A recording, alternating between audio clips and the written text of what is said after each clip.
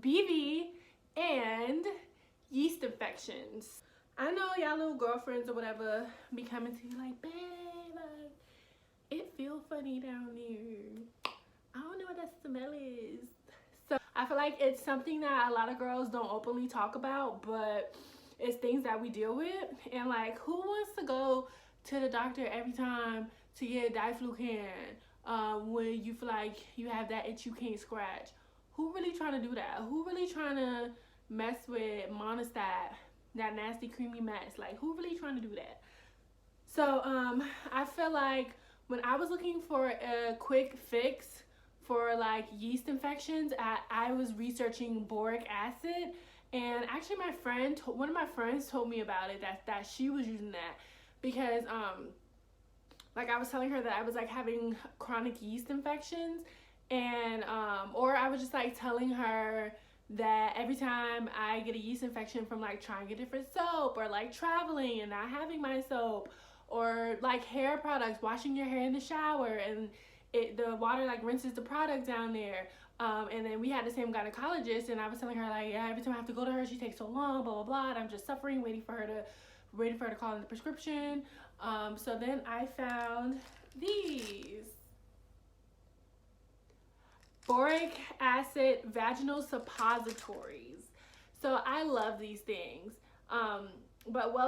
Okay, so the back says effective in preventing odor caused by menstruation, intercourse, exercise, vaginal imbalance. But I actually think that it can be used for things outside of the odor aspect, because technically yeast infections don't have an odor. They have mostly like a discharge or an itch. And then like I want to give some clarification behind yeast infections, because for me, I can only use one kind of soap. I can only use the Dove sensitive soap. And if I want to use a different kind of soap on my body, I literally have to cover my vaginal area so that the product doesn't get down there, because I'm so sensitive down there and it will give me a yeast infection. So like I want to just give clarification on people who may be embarrassed by having yeast infections or don't know the cause of the yeast infections.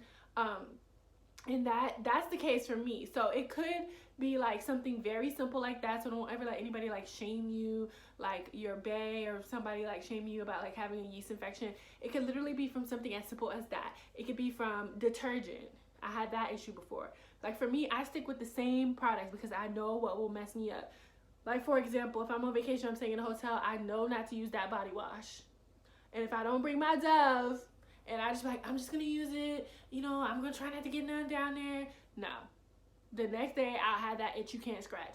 So I don't even mess with stuff like that. Like my babe or whoever it is, I let them know, like, don't be trying to bring no funky, no colorful scented condoms over here, because that don't work for me, period. So anyways, back to this. So let me see, how many have I used? I've had these for a while, and it's a lot in here. It comes with 24, so nowhere near close using all of them. So I'm going to tell you, like, when is the time that I would use it. So, like, say it's a time where it's, like, a little bit of itch or discomfort and a little bit of discharge, but, like, no smell. But it's, like, you can kind of start to feel that something is wrong. Like, you can kind of start to feel that a yeast infection is coming along. If you've had them enough, like, you know when it's coming. So that's a time that I would use these. So if it's like when I feel the onset of it, and I feel like these balance you back out. But if it's like a full-blown cottage cheesy yeast infection, you need to go to the doctor. And then another thing that I would say is like these suppositories are not a cure for yeast infections or BV. So like for me, if I feel like an onset in the early stages, I'll put one in there and I'll sleep with it in. Make sure, you know, I'm taking care of down there, because it's gonna leak out like some like white creamy stuff by the morning time. So I would only suggest these if it's like the onset of yeast infection. It's not a cure. So if you are having like a full-on yeast infection or BV and you try to put one of these in, I think that it will help with the symptoms, but it's not going to cure it. So like you might find that you're good for a couple of days, and then you're gonna have to go to the doctor eventually. So that's what I would use these for.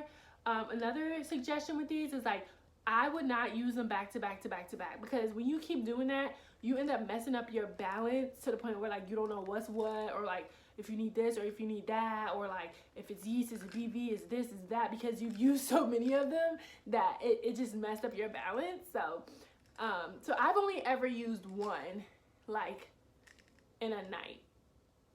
I haven't never used them consecutively. So yeah, that's my experience with the boric acid vaginal suppositories.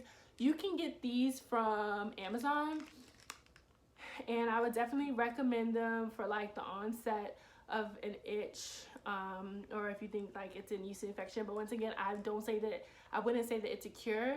I know some people use like, they put like vinegar on a tampon, or like yogurt on a tampon, and they stick it up there. That's scary to me. I'm not doing that. I feel a lot more safe with this. So it dissolves overnight, and then you wake up and you're good to go.